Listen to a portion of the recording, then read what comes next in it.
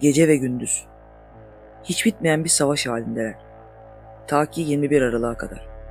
21 Aralık'ta gündüz geceyi yenerek zaferini ilan ediyor ve artık onun hükmü başlıyor.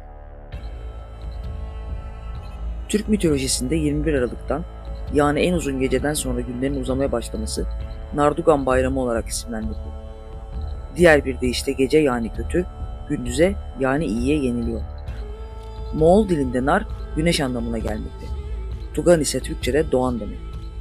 Böylece güneşin daha fazla görülecek olması yani günlerin gitgide uzayacak olması Nardugan olarak isimlendirilmiş. İslamiyet'ten önceki yaygın Türk inanışı olan Gök Tanrı dininde dünyanın tam ortasında bir akçam ağacı olduğuna inanılırdı. Tanrı Ülgen'in ise bu ağacın tepesinde oturduğunu. Eski Türkler bu ağaca hayat ağacı adını vermişlerdi. Dünya bu ağacın altında yer alıyordu. Kökleri dünyanın altını sarmalıyor, gövdesi ise yeryüzünü gökyüzünden ayırıyordu.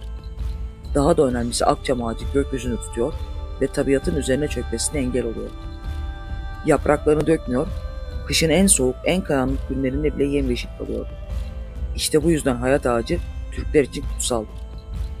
21 Aralık'ta yani Nardugan Bayramı'nda da hayat ağacını simgeleyen, kendilerine en yakın akçam ağacının altında bir araya gelirlerdi.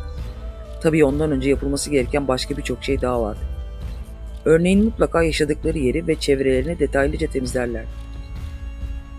Bedenlerini ve giysilerini de temizler, mümkünse yeni kıyafetler giyerler, süslenirlerdi. Sadece kendilerini değil, törende altında bir araya gelecekleri akçam ağacını da süslerlerdi. Tanrı Ülgen'e yani kendilerine güneşi bahşeden tanrılarına hediyeler sunmak için büyük bir hazırlığa girişirlerdi. Sunacakları bu hediyeler bir sonraki yılın güzel geçmesi için çok önemliydi. Yakınlarındaki en yüksek tepede yer alan en ulu akçamın altında dua eder, hazırladıkları hediyeleri de bu ağacın altına bırakırlardı. Bugün için sıradan gibi görünen bir başka adeti daha var bu ritüelin.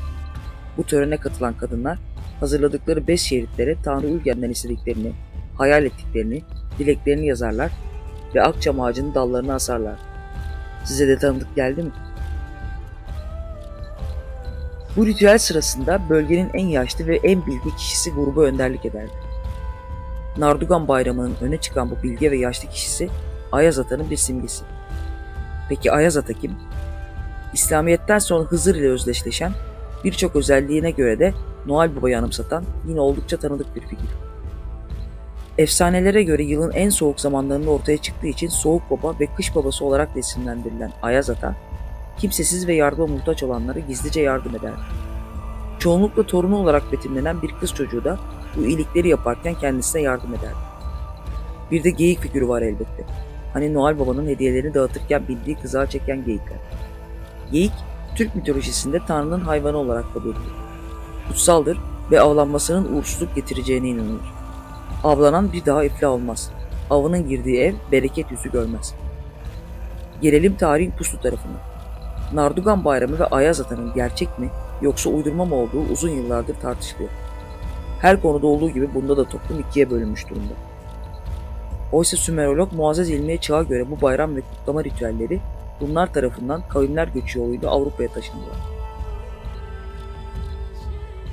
Hristiyanlığın ortaya çıkışıyla birlikte de Nardugan Bayramı'nı Hz. İsa'nın doğumuyla ilişkilendirip Noel adı altında kutlamaya başladılar. Böylece Nardugan Bayramı Noel'e, süslenen akçamın altına konan hediyeler yılbaşı ağacı kültürüne, Ayaz Ata da Noel Baba'ya dönüştü. Zaten kültür dediğimiz şey de bu değil mi? Dünyadaki tüm kadim gelenek ve inanışlar, bugünün kültür coğrafyasını bir şekilde etkileyen en önemli zenginlikler. Peki sizce gerçek ne?